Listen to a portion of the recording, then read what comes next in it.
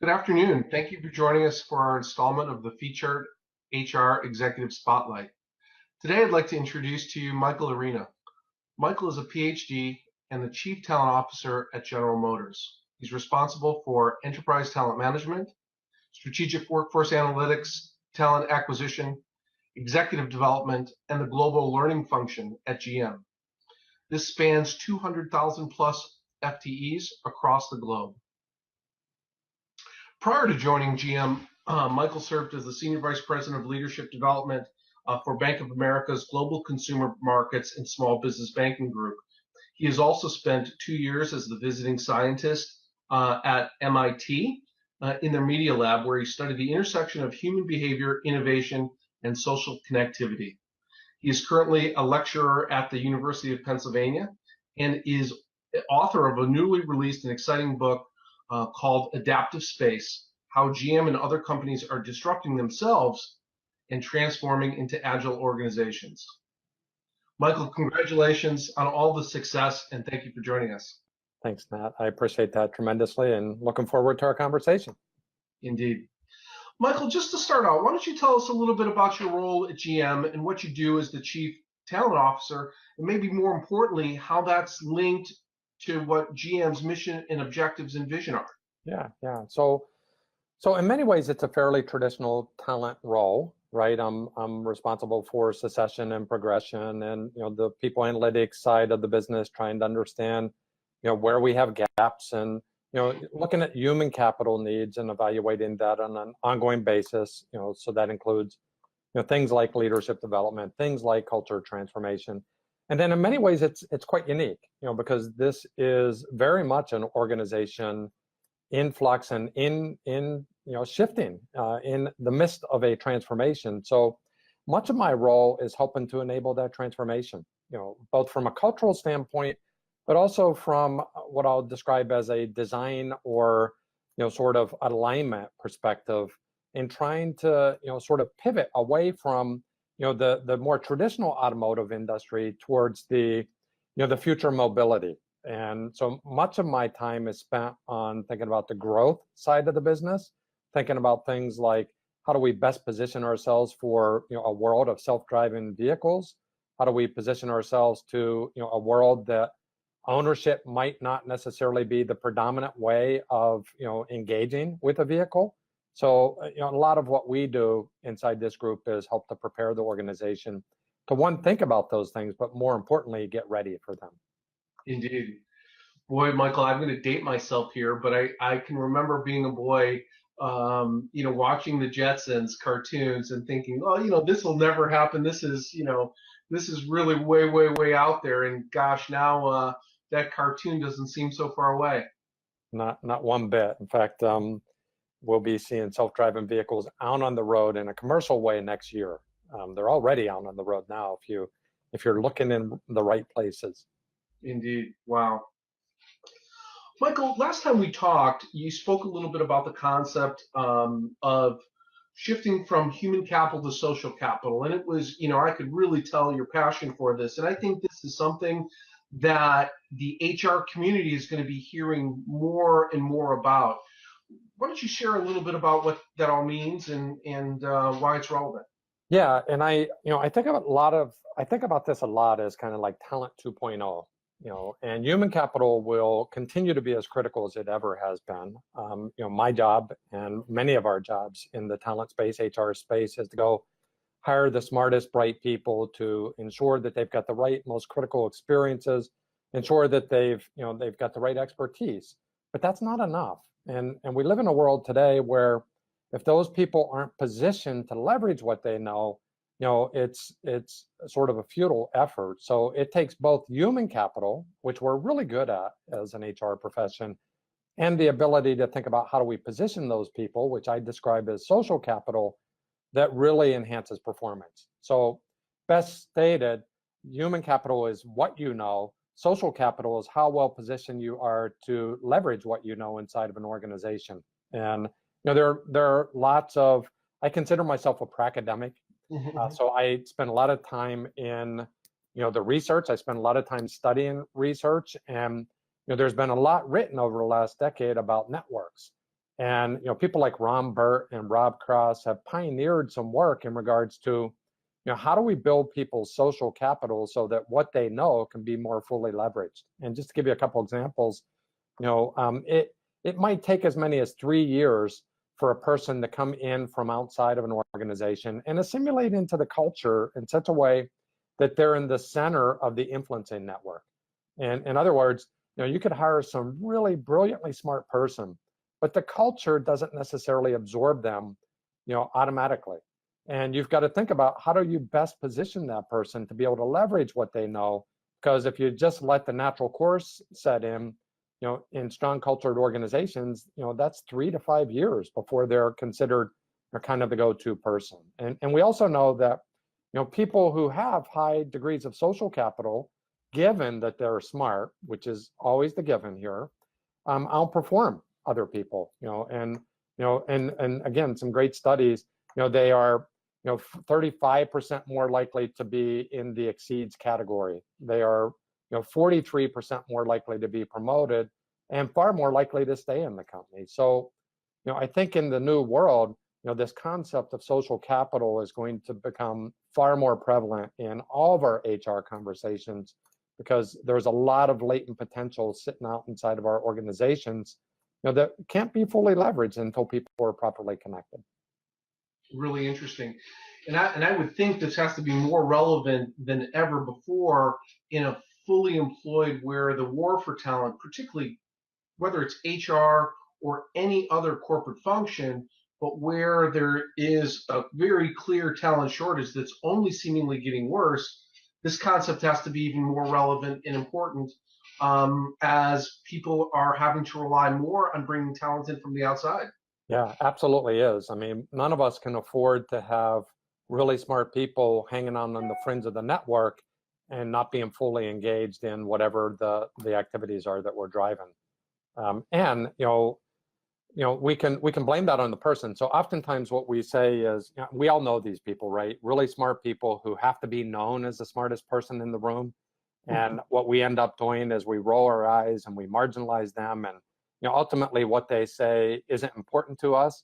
The easy thing to do is to blame that on the person.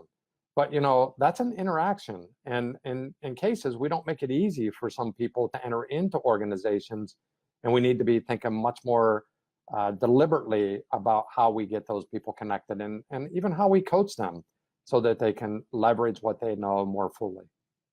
Gotcha. Michael, the next question I'd love to ask you, and I just had a conversation with the CHRO of Sazerac, a consumer products and spirits company, was getting his thoughts on how the role of the CHRO has evolved. But I really think that as the role of the CHRO has evolved over the years, the last couple of decades, so too has the HR organizational model. And so I'd love to get your thoughts on how what your perspective is how the HR organizational model is adapting. Yeah, and I'm not quite sure how it's adapting. Are you getting some feedback here? I'm okay on this end. Okay, so let me give another shot at that. It's echoing back in my ear right now. So I'm not sure if it is adapting as quickly as we would like it to, but I think speed is going to be everything for HR moving forward. And as I think about it, we live in the era of disruption, and organizations all over the planet are being disrupted at a pretty radical fashion. I mean, just look at the S&P 500 index, and at its inception, from its inception to today, the average life expectancy of an S&P 500 company has declined fourfold. And the world is shifting rather rapidly outside. We as HR professionals we could either be the grand enablers of organizational agility and helping organizations to keep speed with the outside world, pace with the speed of the outside world, or we could be the grand stiflers of it. And I think our traditional approach of best practices, one size fits all models and frameworks is a bit outdated. And I think what we need to do now is think, in a much more sophisticated manner than we ever have in the past. We've got to be, I oftentimes describe it as much more bimodal. Like, we've got to have a certain system here that helps to drive growth, and we've got to have a certain model over here that helps to drive, productivity and efficiencies. And I think we as an HR organization need to stretch the way we think about internal agile practices so that we can truly unleash, people to realize their full potential and move with speed at times. So I look for an HR world that becomes more bifurcated. I look for almost like, I can imagine a day that you'll have a COO for the HR organization. And some organizations already have this, where you've got a person who is helping to manage the daily practices. And what they're doing is helping to keep the core running, helping to make it efficient. And then I can imagine where you've almost got like a chief strategy officer also inside of HR that's helping to enable the future. And it's working more on the edges of the organization and helping to drive the growth engine in such a way that it's moving fast. It's thinking more like a startup. It's iterating, and it's basically keeping pace with the outside world in such a way that people are flexing and following the need, as opposed to being locked into, I don't know, standard compensation systems, standard performance review systems, maybe even standard, competency evaluation systems. So it's almost to me as if you're going to see an HR world that's bifurcated. Fascinating. Well, I think that's a great segue to talk a little bit about your book, Adaptive Space: How GM and Other Companies Are Disrupting Themselves and Transforming into Agile, organizations. First, I should tell our audience that there's a really neat assessment that you can take at adaptivespace.net. It's free, and I don't want to steal your thunder, Michael, but it will tell you whether in the adaptive space world, whether you're a broker, a connector, an energizer, or a challenger. And I think our audience would find it really fascinating. So first, Michael, congratulations on your book, and tell us a little bit about what all the buzz is about. Yeah. Well, thank you very much for that. And it's really based on this concept that we were just talking about, which is that the world is moving much faster than it ever has, and that large organizations haven't been designed to respond. And our simple-minded responses are, we need to think more like a startup. We need to act more like a startup. And to me, that's foolish thinking. Now, that is part of the answer, but alone, that's foolish thinking, because any large organization can simply not tolerate the risk, that a startup can, because you've got existing customer bases, you've got existing markets, and your reputation alone could suffer significantly if you start to act too much like a startup, at least in the core of the business. So, the book, Adaptive Space, is sort of a remedy that's based on about 10 years worth of research, where a few people from both academia and practice went out and interviewed over 500 executives across large companies, asking this question: why are some companies adaptive and others aren't? And I think we've looked at now 60 very large companies in a very comprehensive manner. And what we discovered is that organizations who have figured this out, have sort of a dimension embedded inside of their organization called adaptive space. And if I state this more simply, my analogy is often this: most organizations operate as freight liners, right? They're very efficient, they're very large, they carry a lot of cargo, and that's meaningful, that's significant. We don't want to break that, because that's how the bills are paid today. Some organizations also think like speedboats, where they're placing these small bets and, I don't know, incubators or accelerators. And that's important because these things can iterate fast and they can compete with startups, but it's also incomplete.